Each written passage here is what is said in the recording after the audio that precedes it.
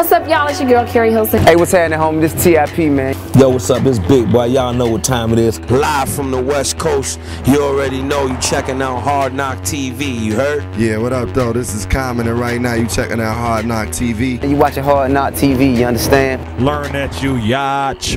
Yo, man, I want to make a big shout out to Hard Knock TV. Thanks for supporting me, man. I'm saying times are definitely weird at Hard Knock. And this here is my destiny, and the failed motherfucker is the death of me. Last night even stole my heart, but somehow the feeling resurrected me. So don't stop now, keep testing me. And you can talk your shit, but have a check for me. And if your whole team feel I don't deserve it, then pop. But tell them they can get off, I heard your hand pop. That's what a fresh breath could be. And if you don't know, I tell you what's next for me. From a bird's view, from a third view, in the sky without no curfew. So I read that you were born in Trinidad. At what age did you come to the States, and do you remember what it was like in your household growing up? I came to the States like as a toddler. You know, I think I was just born there because my dad wanted me maybe to have two citizenships. He didn't really give me the legitimate reason why we went to Trinidad to be conceived and came back. You know, because he was living in America. He was a huge DJ in New York. Do you remember your first early hip-hop memories? Yeah, it was watching a Snoop Dogg video, Gin and Juice, like he's getting like his hair braided on the stoop, and then he turns into a dog, and me and all my cousins are freaking out like, what the fuck?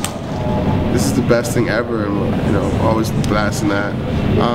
That was pretty much my earliest memory of hip-hop. I know you've been waiting for the thunder. Let's give them an Indian summer. Last name London, first name Theophilus. Theophilus, Theophilus. Last name London, first name Theophilus. Theophilus, Theophilus. Last name London, first name Theophilus. Theophilus, Theophilus. Last name London, first name Theophilus. Theophilus, Theophilus. Do you remember what music was being played in your household as you were growing up? There's a lot of calypso music being played in my household. A lot of Caribbean music, a lot of rap, Notorious B.I.G, P. Diddy and the Family, Jay-Z, you know, a lot of Marvin Gaye, Michael Jackson. Had a good variety of music. Talk about some of your favorite albums growing up. Bad, Michael Jackson, Bad. Mace, Harlem World. P. Diddy and the Family, Notorious B.I.G, Ready to Die. Marvin Gaye's I Want You. Yeah. Now I read that Kanye's late registration kind of took a pivotal role in your personal life and your career. Can you tell us the story about how that album impacted you? It was just the first rap record I heard that I was like, you know, this is hip hop. I was like, you know, this is bursting with influences. This is brand new. The fact that he got all those horns and, you know, worked with John Bryan, if I said his name right. It was just, you know, it was just very, it was like, it blew my mind just to hear it. It was like no other record. But I mean, I think Huffington Post blew it out of proportion, but I do love late registration, and I met Kanye this year, and I told him I loved it. What was that like meeting him? It was great, man. It was so good to get recognition from him. He's like, yo, I love your style, I love your music, you're cool. We sat down, spoke for 2 hours about women, music, everything. Man, you know, I went over to the Mercer. I heard Watch the Throne. You know, just hanging out with him. It's just cool, man.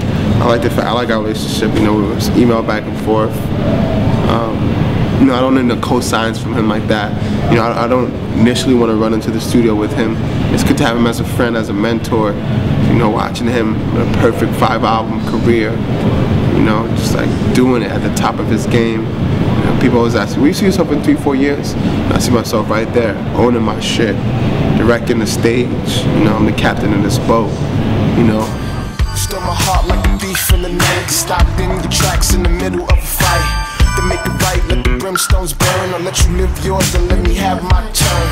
But you're wrong thinking you can stop time. A few hours ahead, baby girl, not mine. But look ahead, I know you see the stop signs. A blind man know it's not green all the time. These days, new artists, first album, they feel like they got to get a co-sign from everybody. They got to get big features on their album. But you went the other route. Speak about that.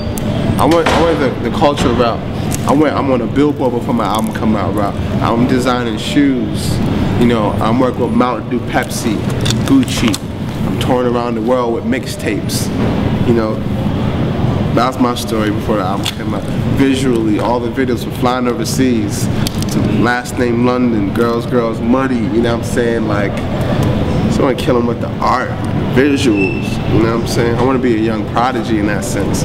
I'm just, you know, custom making all my clothes, from the pants to this, you know what I'm saying? This on the back. That's my hobby, you know, just designing custom pieces for myself. Now, for a new artist getting in the game, they're like, how did he do that? He's all over the place. He's got brands all over him. What advice do you have to them? Hey, you just gotta be excited. I'm young, man. This is only gonna happen to me. You know, this is I'm cherishing this moment. I'm young.